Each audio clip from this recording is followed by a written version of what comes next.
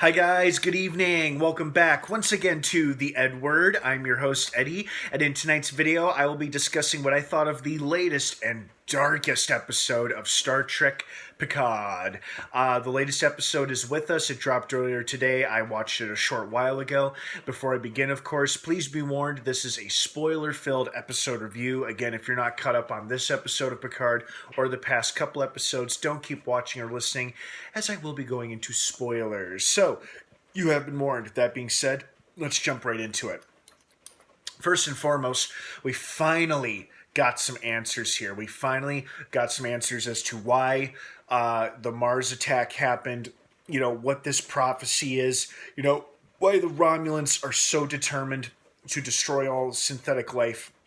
And we got some backstory on Captain Rios, which was awesome. And this was probably the darkest episode of Star Trek Picard to date. There was a lot of really dark shit happening, like the opening scene with that little cult with Commodore O and the Romulan lady and her aunt, and all the other ladies, and it's like they're just seeing flashes of what looks like hell on Earth or just the apocalypse, and then some of them are committing suicide after the fact. Like one of them shoots themselves with a blaster, the other one picks up a rock and hits herself really hard. I mean, ow and yikes. And then it's like them releasing all of the Borgs before they have a chance to reconnect with the cube, and then just letting them out into space. That was dark. That was just pretty much cold-blooded murder. Yeah, this is a pretty dark episode. I mean, it was great, but man, it was really dark. What helped add a lot of levity to this is it was hilarious to see Santiago Cabrera, the guy playing Captain Rios, play so many different holographic versions of Captain Rios, each one with like a different accent or personality quirk, which was super, super funny. This episode wasn't completely dark or super dramatic. It did have some moments of humor to it. And I think it was needed. You don't want to have something feel too dark and too saddening.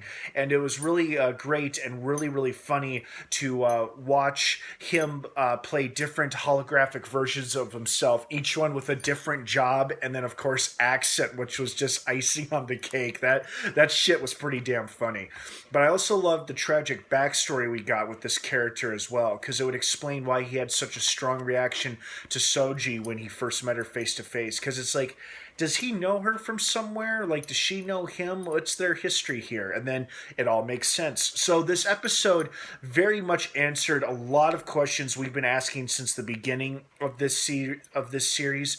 We got a lot of questions answered. Now that those questions have been answered, it looks like they're setting us up for one hell of a season finale. We still have 2 episodes left next week, and then the week after is the big season finale. But it would appear that the Romulans have now learned of the location of Soji's homeworld, where there's apparently an entire synthetic race that is thriving there. Whether or not they're going to be the harbingers of doom like the Romulan prophecy says they are remains to be seen. And what else was interesting about this episode, speaking of the Romulans, is that they're not necessarily evil. They're really kind of looking out for the galaxy in a way, because it's like they're trying to prevent the apocalypse or the downfall of civilization. Of course, their methods and their tactics are highly questionable and maybe not advisable, but it's also kind of understandable. So I thought that was interesting that they let us see things from the point of view of the enemy, or the bad guy in this case, which is, the Vatzash, or the Tal Shiar. It's not that they're necessarily committing wanton acts of evil. It's that they're trying to preserve and save the galaxy, or at least save Romulans. I don't know if they give a damn about the rest of the galaxy, but they're definitely trying to stop a synthetic apocalypse. So yeah, overall though, great episode. I still liked the last one, the previous one with Troy and Riker, a lot more. However, this one was still pretty damn good too. I love the hilarious moments with the holographic crew members of Rios. I liked learning more about his backstory. I loved that we got a lot more answers. A lot more things were out in the open.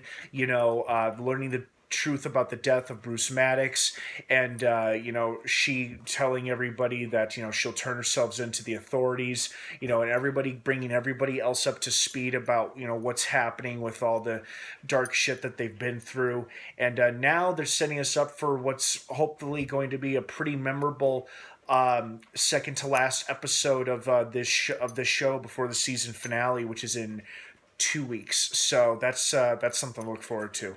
So what did you guys think of this episode? Did you like it? Did you love it? Did you hate it? Were you expecting more, expecting less? I want to hear your thoughts and opinions down below in the comments section.